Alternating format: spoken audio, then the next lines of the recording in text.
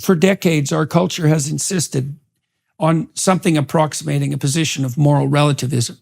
There's no way of drawing hierarchical distinctions between the value claims that different cultures present. We can't admit for a moment that there might be some reason to be leery, let's say, of an immigrant class that would be associated with the kind of education that the madrasas are producing for all sorts of ideological reasons.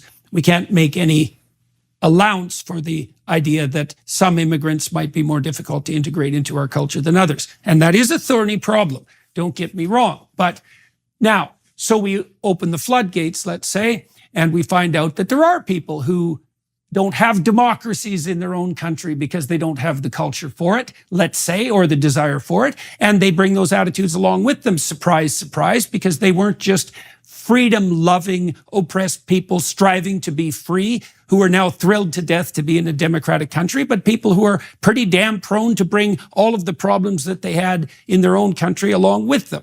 Now, and we're not supposed to say that. Now, my sense is the working class doesn't get to have their say, because if they had their say, everyone who's modern and liberal and tolerant in that pathological manner that accepts everything without distinction would have to do some serious digging into the understructure of their own belief systems and think, oh, well, and then that touches on something else. Now, so here's a weird segue,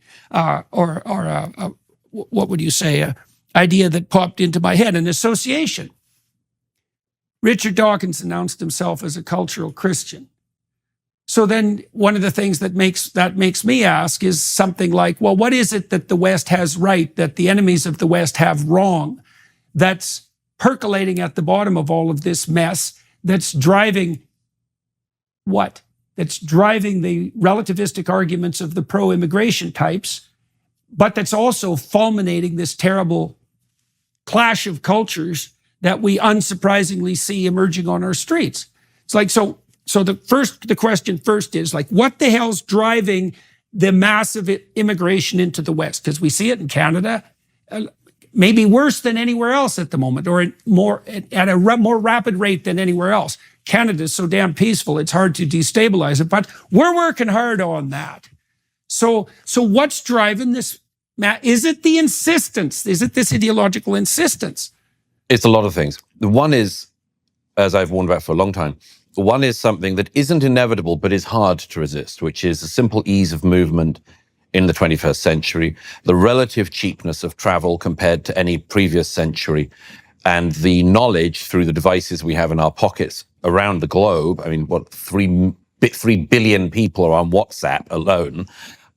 The ability of people anywhere in the world to discover the life of anyone else in the world easily. And add to that the fact that most countries in the world are not even remotely approximating either the safety or the wealth available in 21st century Canada, for instance, or Britain. And it's inevitable that a lot of people will want that. Now, as I've said for years, just because they may want it does not mean that Western liberal democracies can remotely be the place where everybody who wants a better life can or should go. It's simply impossible. And you just crunch the numbers on people in sub-Saharan Africa who want to move into Europe, for instance.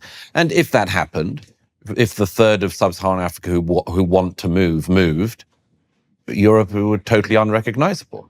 Now, the second thing that comes from that is that it is extremely difficult for politicians to maintain their borders. And I think this is highly regrettable, because I think the only way in which, among other things, you can have an actual asylum system where you actually take in those unusual cases where asylum should be needed, just disappear once you have illegal migration every day coming in on boats, or as in the case of America, millions of people walking across the southern border in the last 4 years. And add to that the fact that, as was famously said in 1968 by somebody, it's the easiest thing to put off any difficult decision you have to make today and leave it for your successors to address. all the time making it harder for your successors. But I said this to a European politician some years ago when they said that they were going to deport the 1 million illegals that were in their country. I said, how are you going to do it?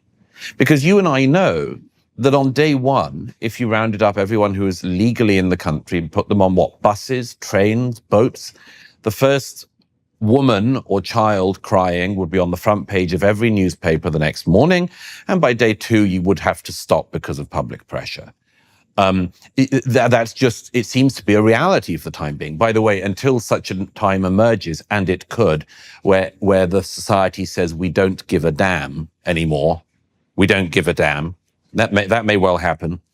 But until that does happen, countries are absolutely incapable, politicians are incapable of answering this question. Then you have a follow-on one, which addresses what you mentioned about Richard Dawkins, among other things, which is America. It's not quite true to say that America was a society based on an idea, but it's a nice idea.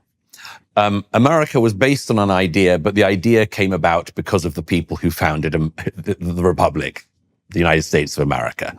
And if they hadn't... Englishmen. Right. If they had have been from somewhere else, even a different denomination, the United States would be very different. However, as far as states founded on an idea goes, America is probably the nearest to that. European nations, Britain, are not based on an idea. They were not based on an idea. Now, that isn't to say that they don't have very distinct cultures. And my word, the different cultures across Europe are so different that everyone jokes about their neighbors and regards their neighbor in the neighboring European country as being wildly different from them. To an outsider, it seems preposterous that the Swedes and the Norwegians would have distinctions between them, but they do. But I say this to say that Europe and Britain was made up of ethnic identities. And those ethnic identities had ideas, of course. But even in Britain, you have the Welsh, you have the Scots, you have the English, the Northern Irish, the Irish. How do you integrate into that? How do you do it? Does anyone know? And the answer is no. Have some people? I'd say yes. Have a majority? It doesn't look that way to me. And so this is just a bomb underneath the societies in Europe in particular. It has been about ethnicity. We don't like things about being about ethnicity. So we say it's about an idea. But all my adult life, this idea has been so hard for anyone to pin down that they've just failed at it time and time again. I'm old enough to remember when Gordon Brown was Prime Minister, and I contributed to a book that he edited about being British, what Britishness was. That was 20 years ago. And Britain is no closer to defining that today than it was 20